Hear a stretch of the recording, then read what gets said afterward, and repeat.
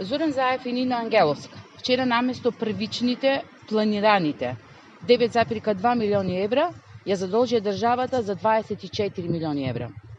На што и како ќе бидат потрошени 15 милиони евра повеќе од првично планираните никој не знае.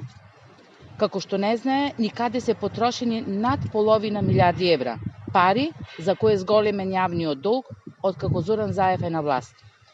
И додека државата засилено се задолжува, а Заев и Нина велат дека блескаме, Стево Пендаровски сака да се исцели од државата. Сакаат да се исцелат и илјадници млади кои заради лошите политики бегаат од државата. Македонија е земја во која младинската невработеност е над 50% и со тоа највисока во Европа.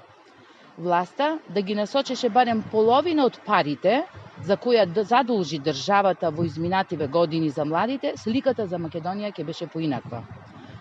На расипништвото му доаѓа крајот.